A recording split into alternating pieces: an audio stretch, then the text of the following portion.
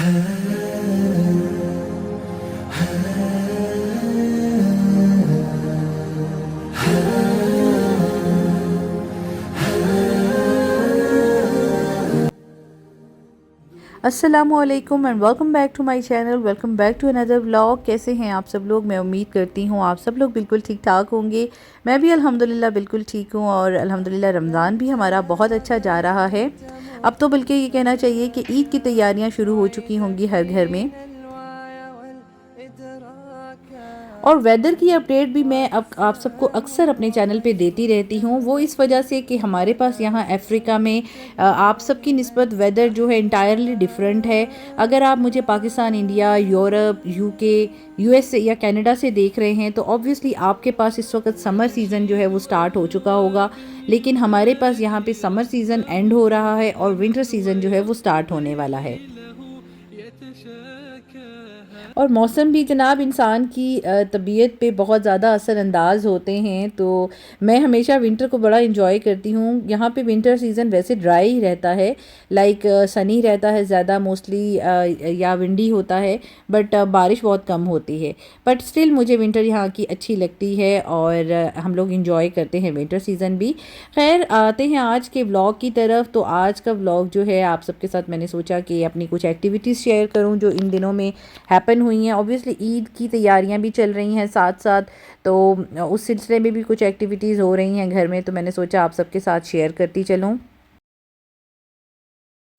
और स्कूल्स का यहाँ पे इस वक्त फ़र्स्ट टर्म हॉलीडे ब्रेक चल रहा है, बिकॉज़ यहाँ पे साल में 3 टर्म्स होते हैं स्कूल्स में और हर टर्म के एंड पे 1 महीने की हॉलीडेज़ होती हैं। तो बच्चों को इस वक्त जो है उनकी छुट्टियां चल रही हैं। लेकिन मेरी स्कूल में मीटिंग भी थी टीचर्स के साथ, क्योंकि बड़े दोनों बच्चों को अभी हॉलीडे लेसन्स वगैरह अटेंड करने थे कुछ दिन तक।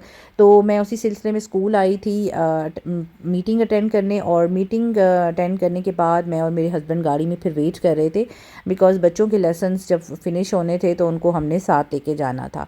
तो मैंने कुछ दिन पहले ही आप सबके साथ बोत्सवाना में होने वाले ईद मार्केट का व्लॉग भी शेयर किया था, और उसमें आप सबको मैंने बताया कि यहाँ पर भी इस तरह की कम्युनिटी गैदरिंग्स जो हैं होती रहती हैं। ऑल्दो इस दफ़ा स्टॉल्स बहुत ज़्यादा नहीं थे, फूड के भी स्टॉल्स काफ़ी कम थे, बल्कि ना होने के बराबर थे, और इसी तरह जो बाकी आइटम्स के स्टॉल थे वो भी काफ़ी लेस थे। फूड में तो यहाँ पे इस तरह भी होता है कि अक्सर बारबेक्यू भी लगाई जाती है, लाइव बारबेक्यू आपको मिलता है, और डिफरेंट तरह की और भी एशियन और जो हमारी ट्रेडिशनल फूड है वो मिलती है। लेकिन इस दफ़ा शायद रमज़ान की वजह से इस तरह के फूड स्टॉल्स नहीं थे ज़्यादा वहाँ पर। मैंने जो 3-4 स्टॉल्स देखे हैं वो इसी तरह से थे कि केक, ब्राउनीज़ और बिस्किट्स वगैरह के स्टॉल थे।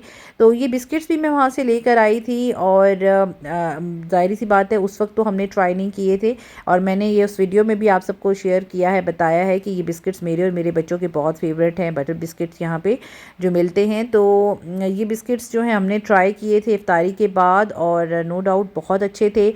मैं छोटा बॉक्स लेकर आई थी, मेरा ख़्याल था कि रमज़ान की वजह से शायद हम लोग इतना ज़्यादा नहीं खा पाएंगे इफ्तारी के बाद भी। लेकिन अभी जब मैं ये वॉइस ओवर कर रही हूँ तो मैं आपको ये बताती चलूँ कि ये बिस्किट्स मेरे घर में शायद हार्डली 2 दिन लास्ट किए हैं, यानी 2 दिन के अंदर ये बॉक्स जो है माशाल्लाह से फिनिश था। बच्चों ने इफ्तारी के बाद और इवन के सहरी में भी जो है ना ये बिस्किट्स खाने बहुत इंजॉय किए हैं। तो इंशाल्लाह मैं ईद के लिए जो है वो सोच रही हूँ कि मेरे पास इनका नंबर भी है, और मैंने अपनी वीडियो में लास्ट में डिस्प्ले भी किया था। अगर आप लोगों को भी अपने ईद ऑर्डर्स प्लेस करने हैं तो आप इनके नंबर पे कॉल करके ईद ऑर्डर्स जो है प्लेस कर सकते हैं। तो यहाँ पर जनाब अब ज़ाहिर सी बात है ईद का ज़िक्र हो रहा है, ईद की तैयारियाँ भी होनी हैं। तो मैं पाकिस्तान से जब से आई थी तो मैंने अपने जितने भी स्टिच करवाए थे कपड़े और कुछ शॉपिंग की थी स्टिच कपड़ों की, तो वो मैंने सारे अपने एक ही सूटकेस में डाल के रख दिए थे। और मेरा ख़्याल था कि जब मुझे चाहिए होंगे तो मैं 1 बाय 1 जो है वो निकालूंगी और पहनूंगी। तो यहाँ पर अब मैं सर्च कर रही हूँ कि मुझे ईद के लिए कौन सा जोड़ा जो है वो निकालना चाहिए, बिकॉज़ अभी वेदर जो है ना स्टिल थोड़ा समरी टाइप है, यानी समर की तरफ ही है। तो दिन में धूप ही निकली होती है, तो मैं कोशिश करूँगी कि मैं अगर थोड़े टाइम के लिए कोई फैंसी सूट पहनूँ तो उसके बाद जो है लॉन कॉटन का जो है वो जोड़ा पहन लूँ। और सिर्फ कपड़ों की ही तैयारी नहीं होती जनाब, ख़वातीन को और भी तैयारियां ईद के सिलसिले में करनी होती हैं, जिस तरह घरों की सफाई होती है।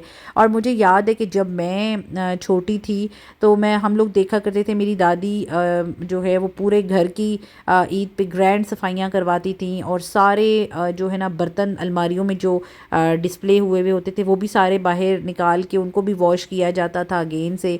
और सम टाइम ऐसा होता था कि घर में पेंट भी करवाया जाता था। और यहाँ पर मैं वही चीज़ें सोच रही थी, और मुझे अपनी पुरानी यादें जो है ना आप सबके साथ मैं ताज़ा कर रही थी। तो मेरी भी जो किचन के सामने की वॉल है और मेन डोर के साथ की ये वॉल है, ये काफ़ी ज़्यादा गंदी हो रही थी और इस पर हाथ वगैरह लगने की वजह से काफ़ी ज़्यादा निशान पड़े हुए थे। तो उसके लिए मैंने सोचा कि हम इसको क्लीन करते हैं। उसके लिए मैंने ये किया है कि पानी ले लिया है, सिंपल जो टैप वाटर है उसमें मैंने सिर्फ डाला है जनाब जो डिश वॉशिंग लिक्विड होता है, ये मैंने डाल लिया है तकरीबन 1 टेबल स्पून के करीब। और अगर आपके पास बेकिंग सोडा है तो आप वो ऐड कर लें, वो बहुत ज़बरदस्त रेमेडी है। लेकिन मेरे पास घर पे अनफॉर्चुनेटली नहीं था, तो मैंने वाइट विनेगर जो है वो 2 टेबल स्पून जो है वो ऐड किए हैं इसमें। और बस ये एक लिक्विड सा मैंने बना लिया था। इसको मैंने जो है ना स्पॉन्ज जो होता है क्लीनिंग स्पॉन्ज, जिससे हम बर्तन वगैरह वॉश करते हैं घर में, तो उस स्पॉन्ज के साथ मैं इस बॉल को क्लीन करवा रही हूँ। मेरी हेल्पर जो रूमी है वो मेरे साथ हेल्प करवा रही थी। हमने ये सोचा था कि हम पहले इस वॉल के ऊपर ये वाला हैक ट्राई करते हैं। अगर तो ये वॉल क्लीन हो गई प्रॉपरली, तो फिर एक दो और वॉल्स हैं, जैसे मेरे घर में 2 पिलर्स भी हैं, वो भी काफ़ी ज़्यादा हाथ लगने की वजह से उनके ऊपर हाथों के निशान है और मैल के निशान है। तो अगर वो भी ये वाली वॉल अच्छे से क्लीन हो गई तो फिर हम उन पर भी यही हैक जो है अप्लाई करेंगे।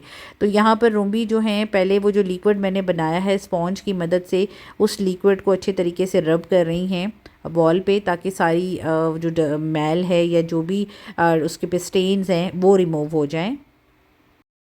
और यहाँ पे जनाब रोम्बी ने जब वो स्पॉन्ज की मदद से सारा लिक्विड जो है पहले उसको अप्लाई किया है, और उसके बाद फिर उनको मैंने एक वेट टॉवल दिया है, और उस वेट टॉवल से यानी पानी में भिगोया हुआ एक वेट टॉवल, उससे फिर हमने इस वॉल को जो है ना क्लीन किया है। यानी जो अगर वो जो हमने डिश लिक्विड यूज़ किया है उसके भी कोई स्टेन्स ना रहें, तो अब वो साफ़ कपड़े से जो है ना उसको क्लीन कर रही हैं।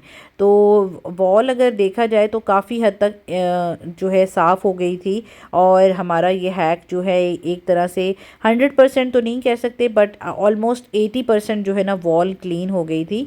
और हम लोग वैसे भी इस घर में तकरीबन पिछले 5 साल से रह रहे हैं, तो अभी तक जब से हम लोग आए हैं उसके बाद से जो है ना हमने पेंट इसमें अभी तक नहीं हो पाया है घर पे। तो इस वजह से भी वॉल्स जो हैं, क्योंकि कलर बहुत लाइट है पेंट का, ऑफ वाइट कलर है, तो वो बहुत जल्दी जो है वो मैला हो जाता है। ये देखें आप, मैं इसको कॉर्नर वाली सरफेस से आपको दिखा रही हूँ कि अब ये काफ़ी साफ़ हो गया है। एक्चुअली लाइट की कमी थी इस तरफ में, तो मैं उस एंगल से दिखाने की कोशिश कर रही हूँ जिससे ये प्रॉपर आपको क्लीन हुआ हुआ नज़र आए। और आज के दिन का हमारा जो टारगेट था वो यही था कि हमने 2 वॉल्स करनी है। तो एक ये वाली वॉल हमने की थी और एक इसके सामने वाली जो हमारी फ्रंट वॉल है वो की थी, क्योंकि मुझे शाम में जो है इफ्तारी भी बना के भेजनी थी अपने नेबर्स में। तो इस वजह से मैंने एक ही दिन में सारा काम नहीं किया। यहाँ पर इफ्तारी के कुछ आइटम्स मैं तैयार कर चुकी थी जो मैंने यहाँ पर टेबल पर रखे हैं, जिसमें चना चाट है, फ्रूट चाट है, फ्रूट ट्राइफल मैंने बनाया था, और इसके अलावा पास्ता और spaghetti with chicken and vegetable बनाई थी, रायता और चटनी, ये सब चीज़ें मैंने ऑलरेडी करके प्रिपेयर रखती थी। बिरयानी का जो है वो दम मैंने खोलना था, और बिल्कुल आपको पता है कि बिरयानी लास्ट मोमेंट पे ही रेडी होती है और सर्व की जाती है। और उसके साथ साथ कुछ फ्राइड आइटम्स थे वो भी मैंने लास्ट में फ्राई किए थे, जिसमें पकौड़े थे कुछ और समोसे वगैरह थे। ये इफ्तारी मैंने अपनी नेबर्स में भिजवानी थी, इस वजह से मैं तैयार कर रही थी। तो आई होप कि आज का वीडियो जो है आप सबको पसंद आया होगा, और अगर आपको वीडियो पसंद आए तो give it a big thumbs up. आप सबके पॉजिटिव फीडबैक से हमेशा मुझे बहुत इंकरेजमेंट मिलती है। मेरी कोशिश होती है कि मैं अच्छे से अच्छा कंटेंट बनाऊं, आप सबके साथ शेयर करूं। तो इंशाल्लाह मैं आप आने वाले दिनों में आप सबके साथ कुछ वीडियोस ज़रूर शेयर करूंगी, बल्कि एक डिटेल वीडियो बनाऊंगी, बिकॉज़ मैंने कुछ दिन पहले एक ब्लॉग शेयर किया था कि जिसमें मैं बता रही थी कि मैं डिसअपॉइंट होकर यूट्यूब छोड़ना चाह रही हूँ। तो उस सिलसिले में भी इंशाल्लाह मैं आपके साथ एक डिटेल वीडियो ज़रूर आने वाले दिनों में रमज़ान के बाद शेयर करूंगी, और मैं बताऊंगी कि मेरी डिसअपॉइंटमेंट की रीज़न क्या है।